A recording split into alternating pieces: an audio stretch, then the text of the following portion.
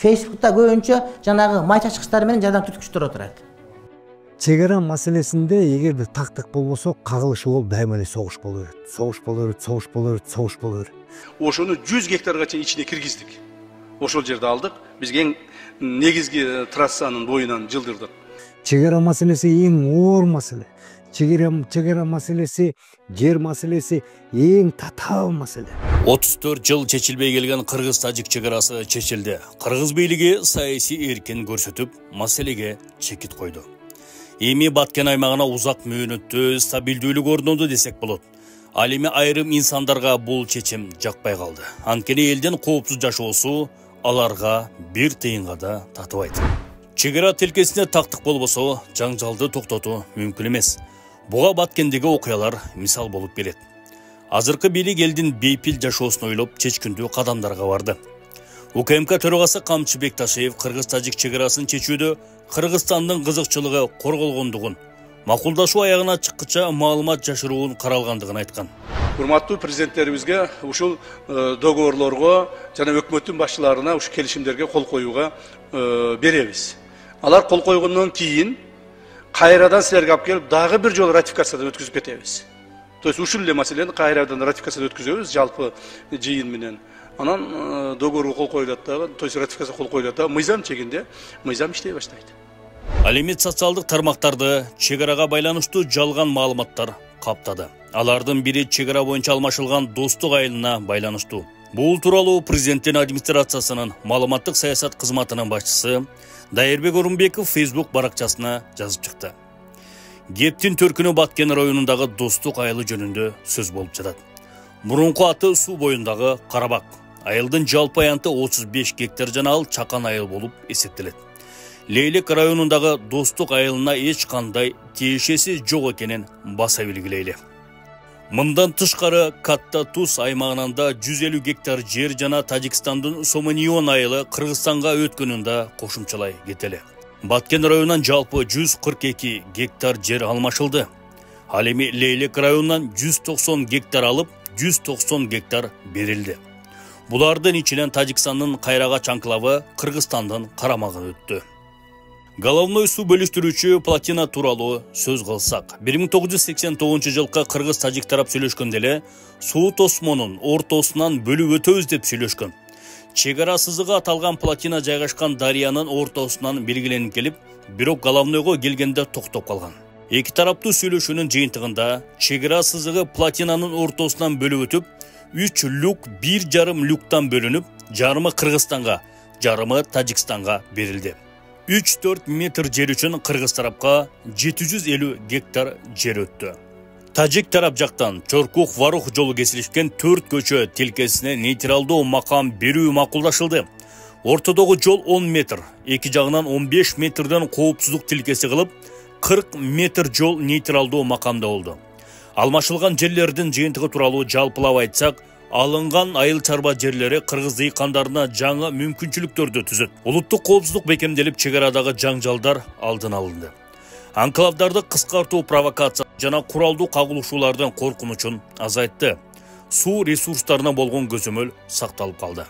Албетте, чегара тилкесин тактоодо эки тараптын тең кызыкчылыгы эске алынары баарыбызга маалым. Бул тууралуу ырматылык Чубак Ажы Жалиловдун да айтканы бар. Чегара маселесине тиши өтпөгөнүн деле серепчи болуп чыга келгени өкүнүчтүү. Чегара маселесинде дагы мына ушундай. Мен кыйынмын, сен кыйынсың деп, бардык өзүнүн кыйын экенин далилдеп, анан чегаранын жанына барбастан туруп, аялынын койнунда ысык төшөгүндө жатып алып, эртең менен кашасын жеп отуруп, мына интернет жазып коет, андай кылыш керек, мындай кылыш керек деп. Адамдар дуруш турган усталар бар урматтуу биртебан. Дагы көрүп атабыз, дагы куруп атты чегарага деп атабыз. Эгер чегара такталмайынча, анда проблема боло берет. Мага өткөндө Кулундан адамдар келишти. 3 адам келди.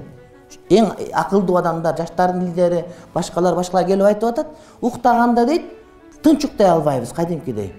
Жана ок үстүңөн жаап турган учурда эч нерсенин дамы сезилбей калат экен. Биз кулундулуктар ошо ызычуу болуп аткан жердегилер ошого биз макул элек, бизге зым менен болсо да тактап тосуп берсе, так биздин чегара деп билет эле. Кээ бир жерлер бар, талаш, же алардык эмес, же биздики эмес. Кээде алар биздики, кээде биз алардыкы дей беребиз. Бирок маселе так болбой атпайбы? Маселе так болбогондон кийин чегарага утур берилип кирип отуруп, чегара кетип калып атат. Аны адамдар түшүнгүсү келбей атат. Бирөөлөр маселени билбестен туруп эле жарма патриот болуп атат да. Куран эрежеси вассульху хайрун. Анча-мынча укуктардан кечип болсо дагы биз жарашууга жетип алып туруп тактап ала турган болсок, биздин кыйылбай турган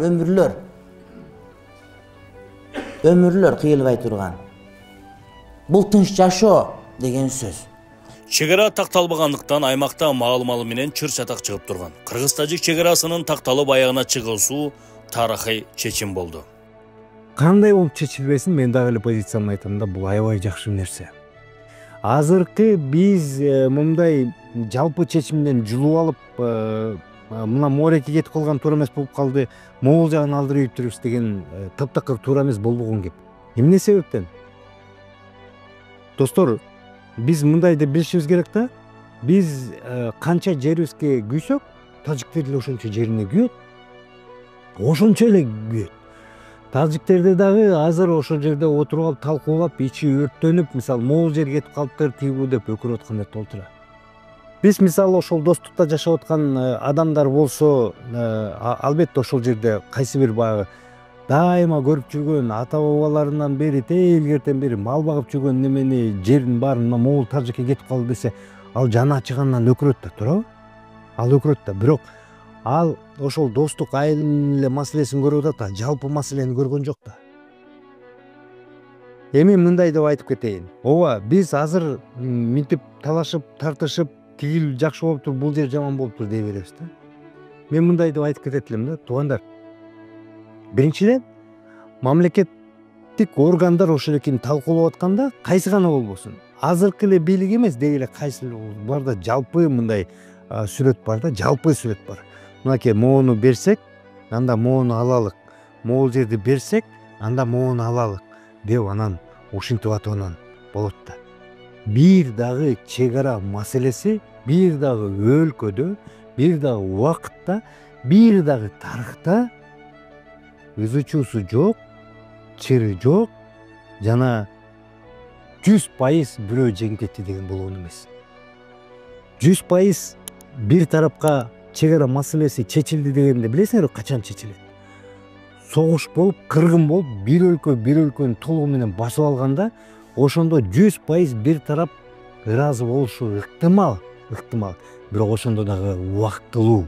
Себептен де эгерде азыр бир өлкөнүн жерин басып алган болсо, ал дайыма ызычуу чыр чатактын өзөгү болуп келе берет, достор. Кыргыз бийлиги Тажикстан жана Өзбекстан менен чектешкен Баткенге чегара маселелеринен улам өзгөчө статус берген. 2021-25 жылдарга карата бул аймактын коопсуздугун жана социалдык экономикалык өнүгүүсүн камсыздоо боюнча атайын программалары ишке ашырылып жатканында кошумчалай кетели. Бул чаралар чегарадагы чыңалууну азайтууга жана жергиликтүү калктын жашоо шарттарын жакшыртууга багытталган. Жүрөктө үйгөн чегара көйгөйү толук чечилишине аз калды. Бардык макулдашуулар такталып, эки өлкө тарыхый келишимге кол койгондон кийин Борбор Азияда чегара деген көйгөй болбойт. Кандай гана сын пикир айтылбасын, саясий эрк менен талаштуу аймактарга чекит койгон президент Садыр Жапаровдун жана анын ишке ашырууда эбегейсиз эмгек жасаган Камчыбек Ташиевдин ысымы тарыхта калары анык.